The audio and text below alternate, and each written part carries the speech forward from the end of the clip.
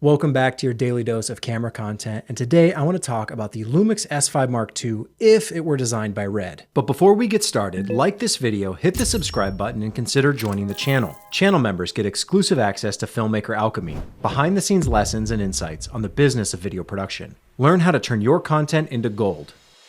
This is the Lumix S5 Mark II with the Metamorphosis Exocage. I talked about this recently, being excited for the possibilities of a camera like this. So I ordered it, I just received it, put it together, and I want to give you some of my initial thoughts, gut reaction, first impression sort of thing. But before we get into that, I do want to establish something of a clarification or a caveat, if you will. You see, I'll make videos where I talk about the purpose of hybrids being small and streamlined and not wanting to rig them out. And that's something I stand by. This is a pretty beefy rig, all things considered. It's heavy enough that I wouldn't want to hold it for this entire video. I'm going to set it down, in fact. And yet there's still times where you want to build things out for good reason. Maybe it is to impress a client. Maybe it's just because you want to. Maybe you like those ergonomics.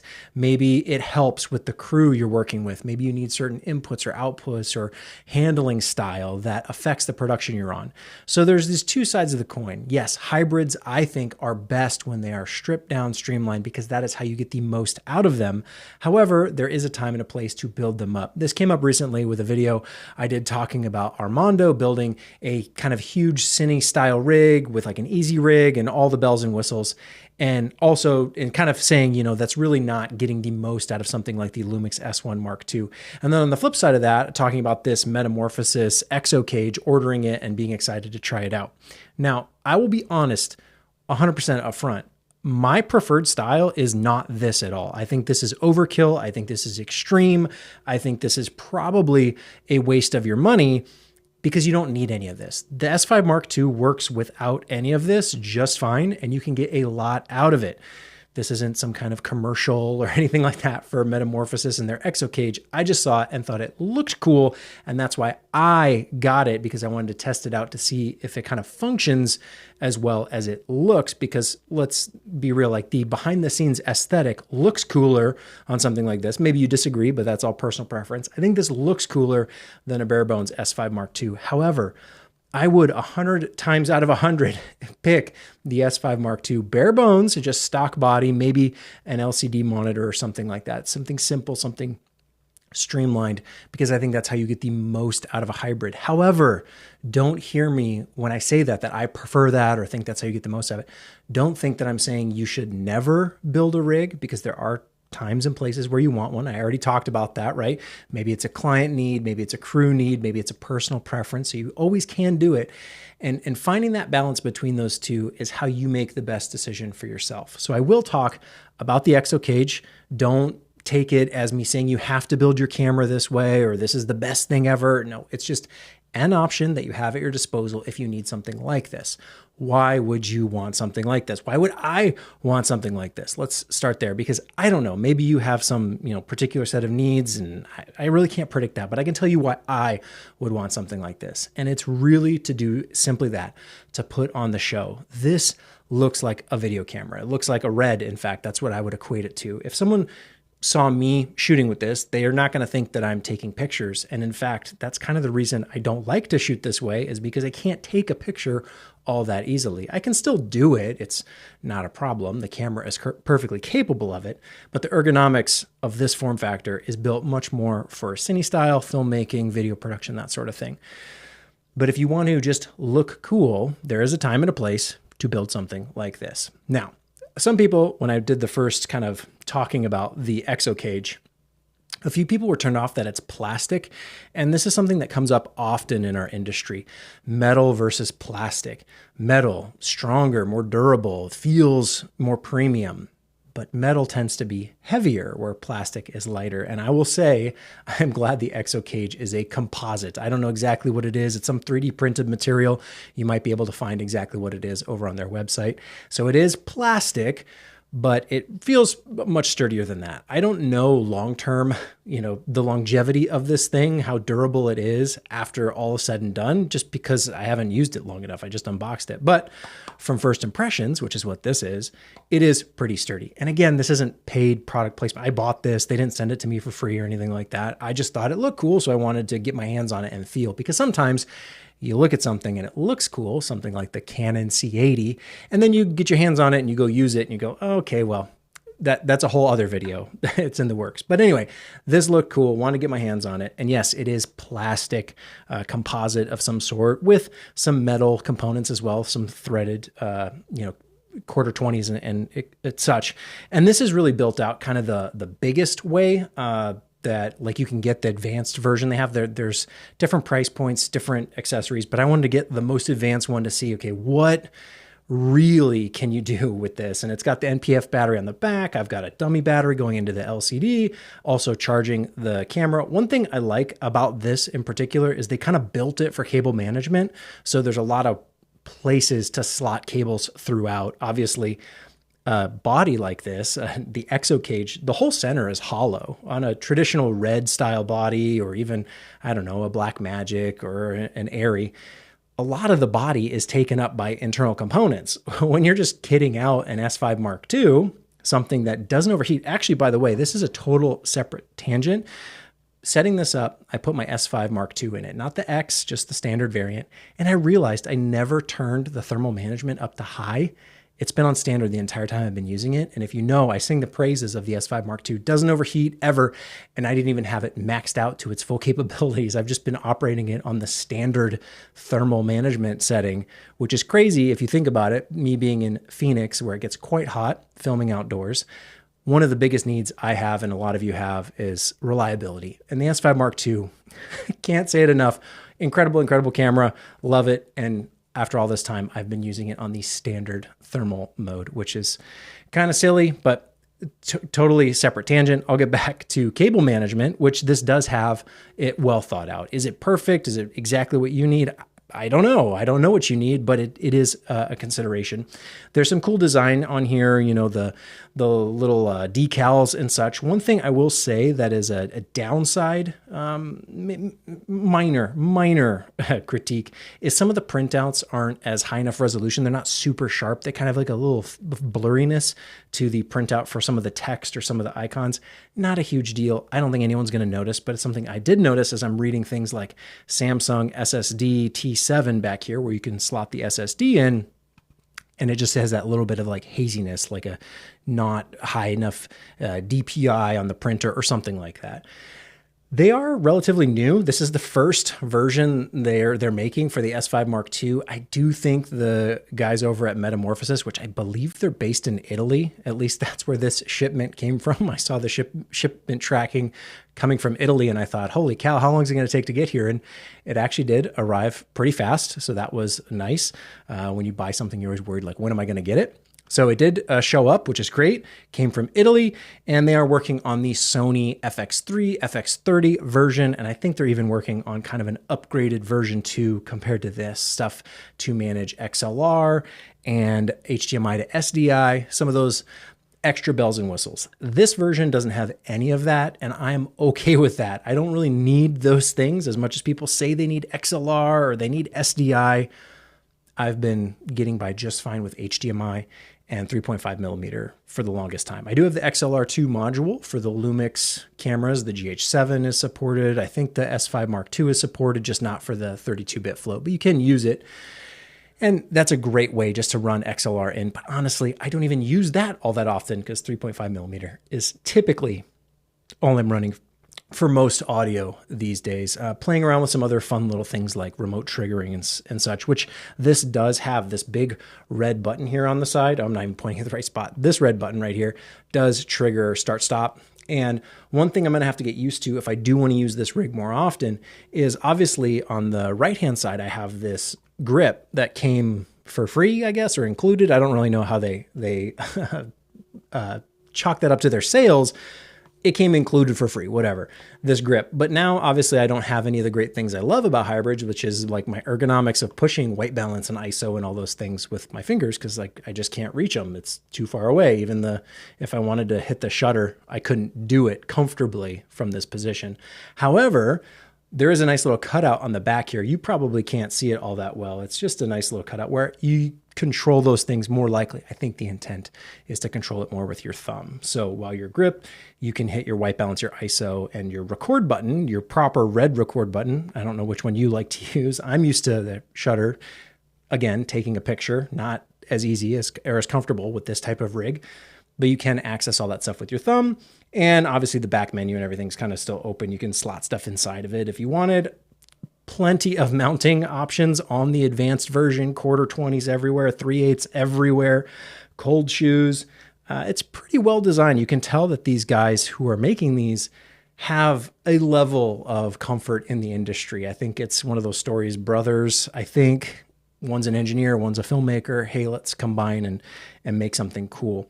And I think that's what this is. It is just cool. Do you need it? Absolutely not. Is it going to improve your footage? No, probably not.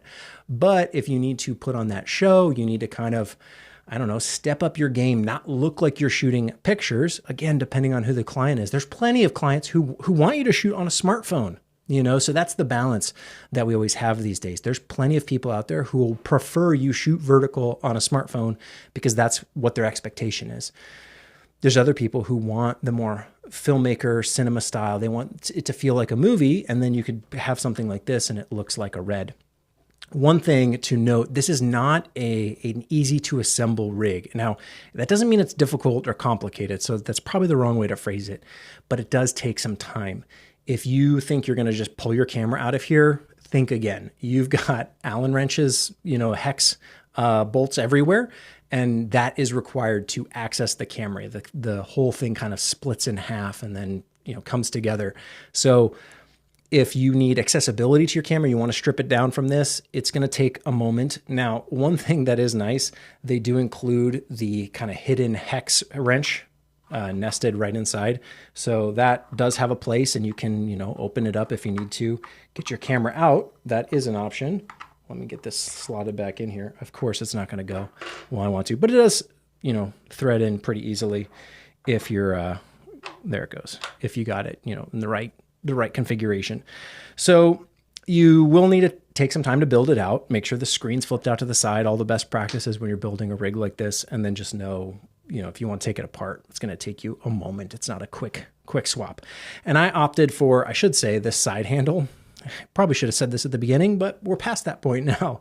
This side handle I added via a NATO clamp. So I've had this.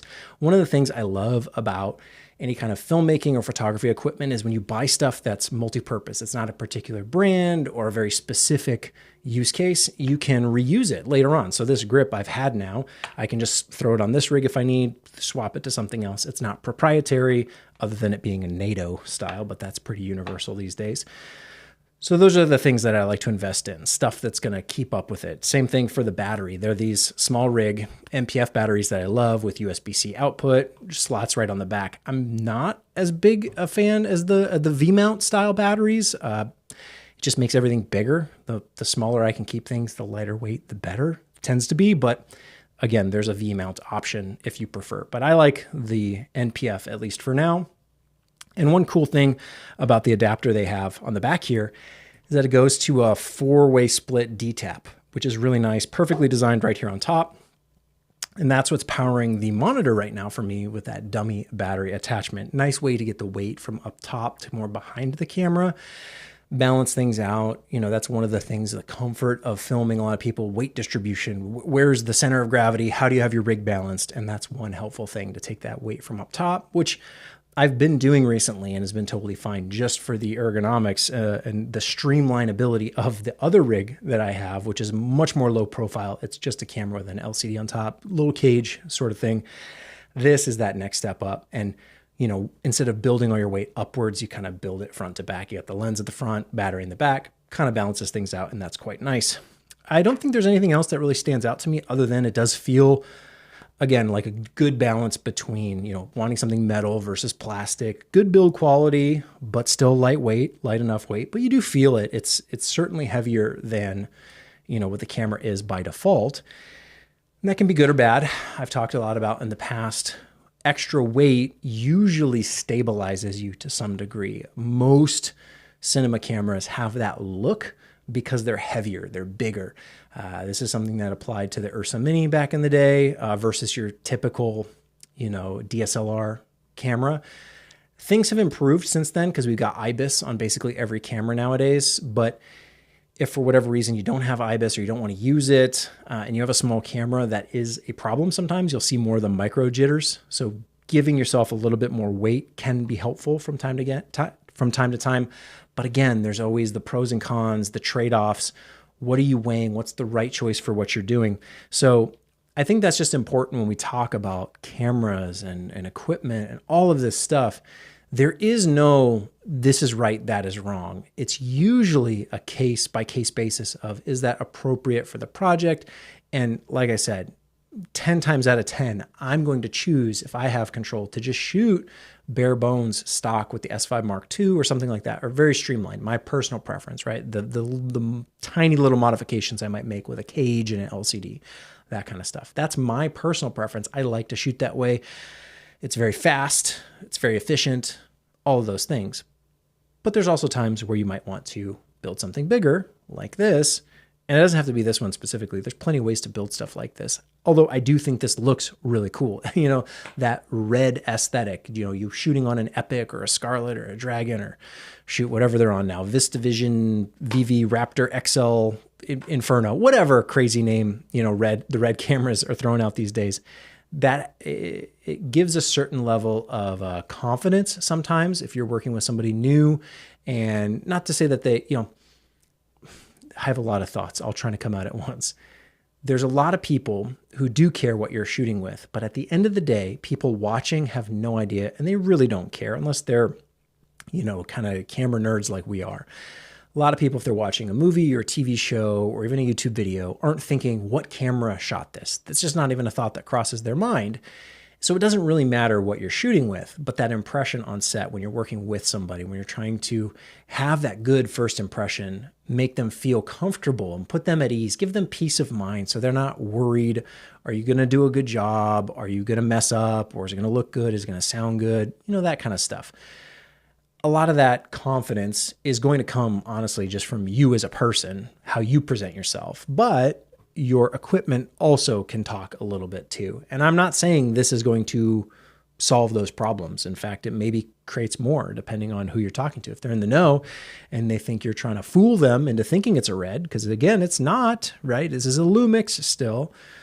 Maybe that's a problem as well. So they're all factors. There is no right, this is the best, go buy it right now. In fact, I would say probably stay away from it if you're tempted. Maybe I'll put it this way. If you're tempted to have that behind the scenes cool aesthetic, you know, just for Instagram, just for promotional material, whatever, this is a much more affordable way to do it than actually buying the real stuff. If you like to shoot Lumix or Sony for that matter, keep doing that. Shoot with what you like, shoot with what you're comfortable in. But, you know, there's something to be said for how you look in your behind the scenes material as well. So if you want that, you know, you want to scratch that itch, get a cage like this, build it out, look cool, you know, post it on Instagram, whatever you're going to do. And then you're not dropping thousands of dollars into a whole camera system that comes with a bunch of extra baggage. I personally really like the Lumix S5 Mark II because I don't have to shoot raw red code, right? I don't have to do all the cinema things. I don't have to have the giant batteries and the support and all the infrastructure, the cost that goes along with that. Things like the Lumix S5 Mark II are really economical and really efficient when it comes to production workflow, speeding things up, getting things going. So if you're a content creator, even a filmmaker, shoot weddings, whatever it is, there's really good hybrids that work for that. And they can also kind of become these Frankenstein, more cinema style, whatever you call this, because this doesn't look like you're going to take a picture, but also now I can't really take a picture. So for me, almost defeats the purpose at a certain point, but sometimes that is the trade-off you have to make for the project. So being aware of all of it allows you to make the right decisions for yourself. And my recommendation, again, 10 times out of 10, is just shoot the hybrid, small, bare bones, simple package. That is the best, most efficient way to film these days, I think. And you're not going all the way down to like an iPhone, which does have its own set of trade-offs and compromises. Shooting plenty of production with an iPhone is kind of annoying because you have to rig it out to a certain degree to kind of fix all the problems that it creates just by shooting on iPhone. Hybrids strike that balance, best of both worlds. You get the cinema style, you get the creator style, the influencer style, all in one. It's beautiful. You can take a picture, you can shoot 6K video, open gate, all those great things. So that's why I just come back to it time and time again. You get a lens, you get a battery, you get a memory card, maybe a microphone if you need it, and you're good to go. You can shoot with those cameras right out of the box, pretty much. But it is fun as well to put on the show a little bit and build something like this that is fun to play with. And, you get sort of some benefits maybe in terms of, how your camera is perceived and how it's handled by other folks around you. Of course, you can do things on the Lumix S5 Mark II. I should finish it off with this. Putting up that big 6 display on the side, so you can do that.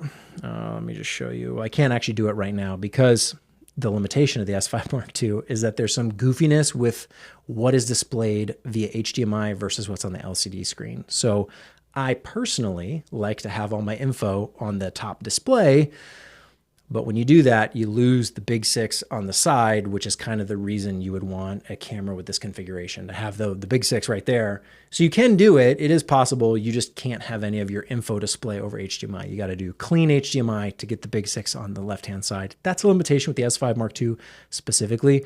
Some of the newer Lumix cameras like the GH7 shouldn't have that, as well as I would hope.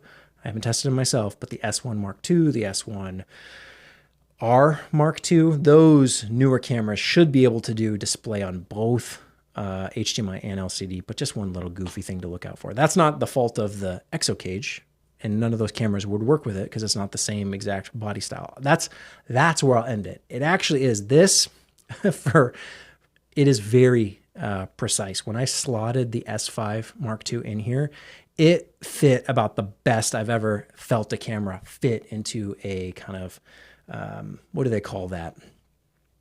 I don't know. They make the metal cages. I'm sure there's a unibody. I don't know. Whatever the engineering term is, it escapes my mind right now. But that feeling of slotting a camera into something and the tolerance between, the camera and the cage itself, this felt really good. It just kind of popped right in there, locked in place. Very snug, very secure. And I assume that comes from that precision you get with the 3D printing. I don't know exactly, but it felt really nice putting it together, and it was a lot of fun. And it's stuff I like to play around with. So if that kind of strikes your interest, you can definitely check them out. They're, I assume, a really small company, just a couple guys building these things. But I don't know, worth a shot if you're into that sort of thing. There are the components, you probably can't hardly see it. You can tell that it's 3D printed. It has some of those, tells where you see the lines, but in general, I think it looks really, really clean.